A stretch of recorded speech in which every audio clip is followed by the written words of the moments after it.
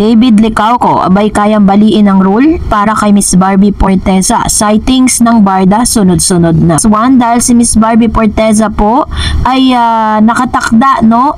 Talagang meron po siyang ginagawang proyekto ngayon. Ang tanong po ng lahat is kung yung project po ba na pinaghahandaan ngayon ni Miss Barbie Forteza ay kapartner niya ba si David Licauco? Kasi nakipag-usap na kay Direk Mati. Yan, isa sa mga magagaling na direktor ng GMA, kung saan meron po siyang niluluto na projects with Miss Barbie Forteza. Yun po yung aabangan natin kasi sa ngayon, si Mr. David Licauco kasi siniship po siya kay Miss Sanya Lopez. Gumawa po sila ng isang proyekto, hindi lang natin alam kung kailan siya ilalabas, at the same time, kikita kaya ito, no? Yun ang tanong. So, bago natin tayo magpatuloy, panoorin natin ang ilan sa mga update na ito. Let's watch this. Oo, tsaka yung medyo... Tuwan-tuwa at talagang pinagkabit-kabit ng ilang mga netizen ang mga statement nitong si Mr. David Licauco, kung saan ng isang gabi nga ay nakasuot ng kulay pink itong si Miss Barbie Forteza, at ganon din naman po itong si David Licauco, kasabay nitong nagpost na nasa kotse at tila baga meron silang may pupuntahan. Sabay po sila doon. Kasabay din ito ang pagpo-post at namataan sila ng ilang mga fan na nagkakaroon po sila or nagjogging sila together sa UP Diliman, doon po sa QC.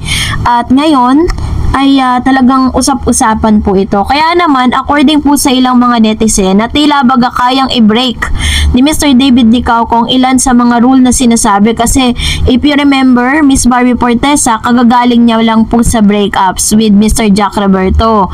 And nagsalita rin si David Licauco patungkol sa 3-month rule after breakup. Sabi niya, heal yourself first.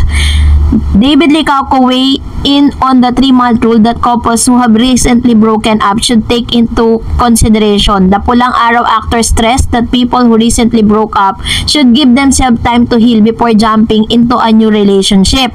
So ito yung kanyang sinabi sa kanyang live. Siguro dapat he said when asked by a netizen during a recent live stream. Kasi isipin mo, kunwari ikaw yung nakipaghiwalay ka, kailangan mo munang i-heal yung sarili mo so that your baggages move from the past relationship, hindi siya madadala sa next relationship mo. Think about it. Let's say you broke up and you have to heal yourself first so that the baggage from the past relationship will not brought to your next relationship. Licauco, who reportedly broke up with his non-showbiz girlfriend, recently underscored the importance of resolving one's mental, physical, emotional, and spiritual issue first. Para hindi ma-encounter yung mga problems before during your past relationship, kailangan mo nang ayusin ang sarili, stated, so that you don't encounter nga daw yung mga iba't ibang klase ng problem. Dahil po dito, yung statement na to ni Mr. Licauco comes after his on-screen partner Barbie Forteza broke up with her longtime boyfriend Jack Roberto. Licauco and Forteza have co-starred in Heartful Cafe, Maria Clara at Ibarra, Maging Sino Ka Man, That Kind of Love, and Pulang Araw. Kaya nga ang tanong ng ilang mga Barda fans, kasi kadalasan nakikita talaga sila or parang sa mga post po nila sa kanilang IG, tinatawag silang low-key na low-key couple, kasi kadalasan yung pong mga post ni Mr. David ay tila baga ilang minuto lang sasagutin ni Barbie Forteza sa kanyang IG din. At ganon din naman si Mr. David Licauco, sumasagot din siya sa pamamagitan ng IG post na wala po siya, hindi po niya pinapangalanan. Kaya sabi tuloy ng ilang mga netizen, ng mga Barda fans, na tila kaya or parang i-break ni Mr. Licauco yung rule, 3-month rule, or possible din na 3 months na rin talagang walang relationship si Miss Barbie, kasi recently lang naman niya yun in-announce sa public. So kayo po, anong inyong saloobin patungkol dito? Comment down below. At ngayon, magbasa tayo ng mga komento ninyo. Unahin natin si Glitter. Sabi niya, wag naman sana sila yung dalawang sikat na artista na magsasama sa eroplanong babagsak sa himpapawid na mamamatay na lumabas sa hula ni Rudy Baldwin.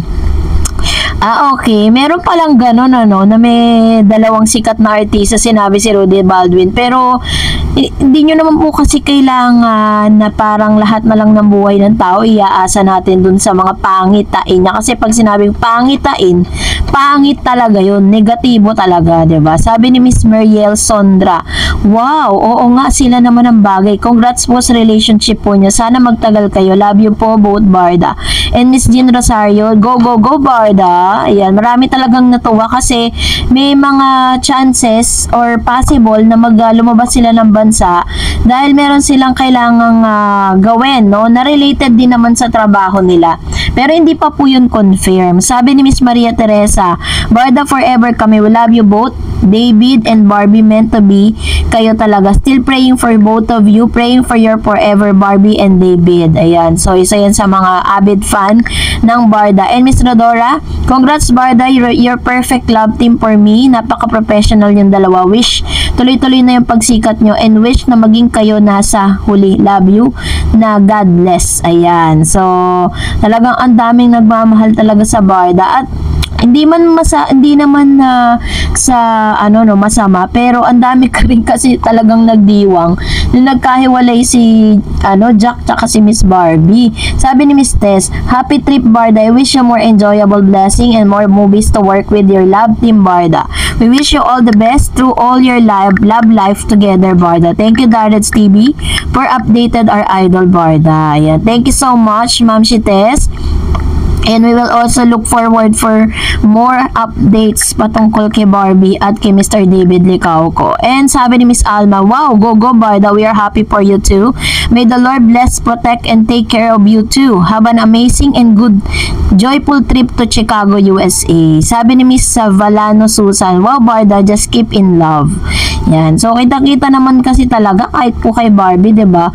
Parang sabi nga ng ilan sa mga video na lumalabas, parang talagang sobrang naka-move on na rin talaga si Miss Barbie Fortesa sa mga nangyari sa kanya. Pero hanggang ngayon nakikita natin na talagang si Jack Roberto nga kasama niya yung mga friends niya. And meron pong bagong love team na lumalabas. Sabi ni Miss Maria Teresa, wow, David and Barbie spotted nag-jogging sa UP Diliman. Yes, sabi ni RD, so perfect Barda, congratulations and more projects soon. Yan po yung ilan sa mga wish ng Barda fans. Sana nga pagkatapos ng movie ni Sanya tsaka ni David, Barda ulit. Kasi yun na yung inabangan eh. Ang bilis-bilis naman kasi mag-ship ng GMA. Hindi muna nila binigyan ng chance yung Barda na gumawa ng mas marami pang projects. But anyways, trabaho kasi nila yan eh. Ganyan talaga ang mga artista, diba? At asahan natin na si Barbie mapapartner sa iba. Ganon din naman po si David, mapapartner din yan sa iba. Dahil mga artista sila. At possible yan na may mga other love teams na ipapartner sa kanilang career. So, that's it for today. For more videos and updates, please don't forget to like and subscribe. And please don't forget to follow my Facebook page, Dareds TV. God bless everyone!